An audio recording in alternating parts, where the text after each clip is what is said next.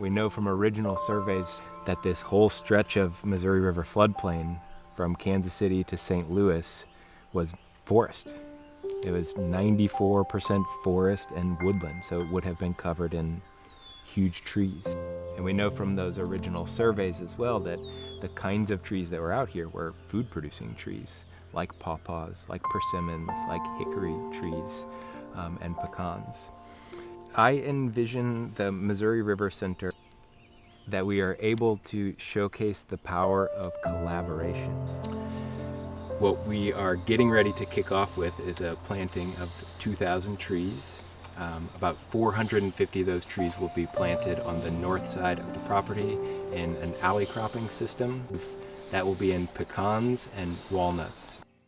Any practice on a working landscape that includes tree crops or shrubs, woody perennial plants, integrated with other crops or livestock, that's agroforestry.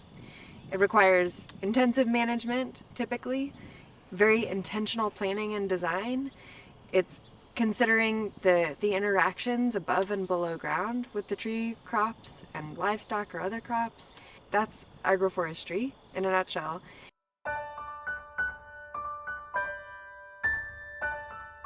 Yeah, this is a really cool site. So there's going to be, this is kind of like we've worked to turn this into kind of a showpiece of all the different options. So on the far end, you have a very simple alley cropping scenario in which there's going to be pecan alley cropping along with hay in between, like as kind of the crop in between. But then you also have riparian buffers, which are very diverse. And they're gonna be designed according to different purposes of why people might want riparian buffers, whether it's honey or whether it's big game hunting. So several different like menu options for that. And then long term, we're working with him to plan grazing in here too. So you can see what silvopasture looks like, where you can see the trees and animals grazing in between. So hopefully somebody can come right here and they can see everything that they need so they can make an informed decision for their property. So today we're going to be burning here at the Missouri River Center. It's a unit about 160 acres, oblong, running northwest to southeast. Purpose of the burn. So today we're here. Well, actually, do you want to talk about the purpose of the burn since it's your thing? Sure. Go ahead. We're partnering with Missouri River Relief and the University of Missouri Center for Agroforestry. We're trying to shift the property back to forest and woodland, keeping it in food production though, and so we'll be planting pecans, walnuts, and a bunch of other native fruit and nut trees all along this property. Turning this all to black will make it a lot easier for us to sow some cover crop seed, to be able to drill holes for getting trees planted.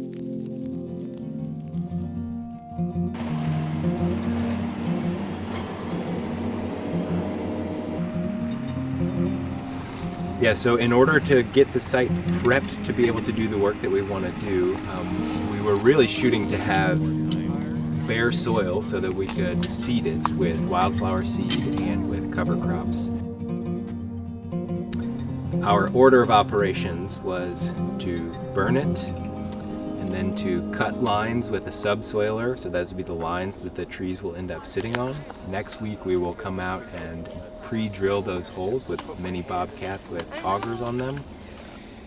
We will then deliver all the trees to their holes, put them in the ground, and that's where we'll have an army of volunteers helping us out for the tree planting to stick the trees in the holes, cover them up, mulch them, water them, and then protect them with tree tubes. And then hopefully that will give these trees a good chance to have a good, strong start. Well, bottomland forest used to dominate the whole Missouri River bottom. Now it's mostly ag, so just kind of trying to bring it back the way it used to be. It's better for the river, it's better for birds, better for wildlife, better for people. We just want to make it as smooth as possible for the volunteers, and the volunteers just to have a good time and plant some trees, and still to be able to interact with whatever group they're in planting the trees, and just to get to know other people and get to know this place.